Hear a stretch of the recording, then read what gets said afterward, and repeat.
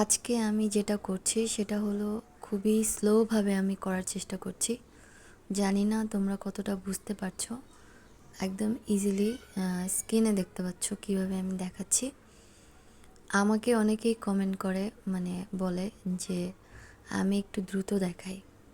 আসলে আমি যতটা পারি স্লোভাবে দেখাই, কিন্তু যেহেতু আপলোডের একটা বিষয় আছে সেজন্য অত আসলে টাইম নিয়ে দেখানো যায় না।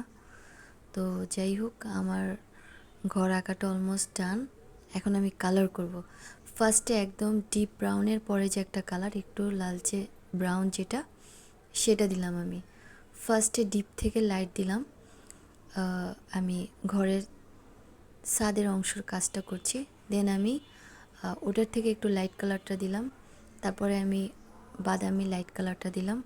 এখন আমি ইয়েলো কালার দিয়ে কাজটা শেষ করলাম। প্রতিটা শেড ফার্স্টে ডিপ কালার দিতে হয়, দেন লাইট কালার দিতে হয়। বরাবরের মতো এখন আমি ডিপ ব্রাউন কালারটা দিলাম। তারপরে আমি জাস্ট হালকা বাদামি কালার যেটা, সেটা দিয়ে কাজ শেষ করলাম। নিচের পোর্শনেও সেম কাজ, বাট একটুখানি চেঞ্জ হবে। যেমন ফার্স্টে আমি ডিপ ব্রাউন দিলাম, তারপরে আমি লাইট ব্রাউন দিলাম। এখন আমি স্কিন কালার দিব, ইয়েলো কালারটা দিব না। স্কিনের দুইটা কালার হয়, তার মধ্যে যেটা একটু ডার্ক টাইপের সেটা আমি দিব। এখন আমি ঘরের পিলার কালার করব। এখানেও সেম, ফার্স্টে আমি ডিপ ব্রাউন অ্যান্ড আমি লাইট ব্রাউনটা দিচ্ছি, মাটি কালারটা দিচ্ছি। লাইট ব্রাউনের মধ্যেও একটা কালার আছে, মাটি কালার যেটা সেটা দিচ্ছি। এখন আমি ঘরের সাইডের অংশে কালার করছি। এখানে ডার্ক ব্রাউন যেটা ব্ল্যাকের মতন, আমি সেটা ইউজ করেছি। দেন আমি এখানে লাল লাল টাইপের যে একটা ব্রাউন আছে ওইটা আমি দিলাম। দেন আমি আর একটা আছে লাইট ব্রাউন, সেটা আমি ইউজ করলাম। আর প্রতিটা কালার ফার্স্টে ডিপ, পরে লাইট কালার দিতে হবে। তোমরা স্ক্রিনে দেখতে পাচ্ছ আমি কালারগুলো কিভাবে দিচ্ছি। এখানে আমি এখন আবার স্কিন কালার দিচ্ছি সাইডে। এই ঘরটা আসলে আলো ছায়ার একটা বিষয় আমি দেখানোর চেষ্টা করেছি। ফ্রন্ট সাইড দিক দিয়ে ডিপ অ্যান্ড নিচের দিক দিয়ে লাইট। আবার আমি ঘরের সাইডের অংশটা ডিপ আর ডান পাশের অংশটা আমি লাইট কালার দিয়েছি। এখন আমি বাদামি কালার দিয়ে হালকা শেষ করলাম। এখন পিলার কাজটা করব আবার সেম।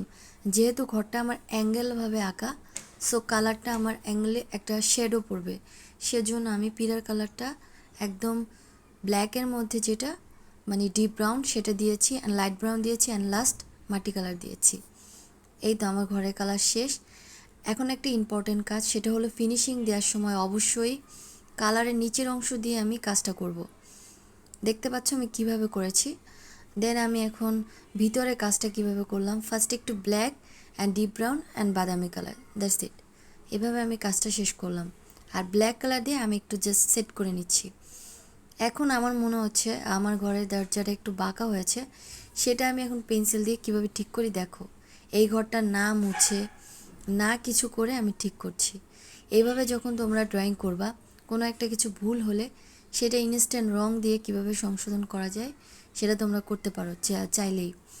এবার আমি নিচের কালার করছি। আমি স্যাপ গ্রিন কালারটা দিয়েছি, ডিপ থেকে একটু লাইট, আর যেটা ডিপ গ্রিন সেটা দিয়ে আমি একটু জাস্ট ঘাসের কালার করেছি। এই তো, একদম ইজিলি করা যায় কিছু কিছু জিনিস।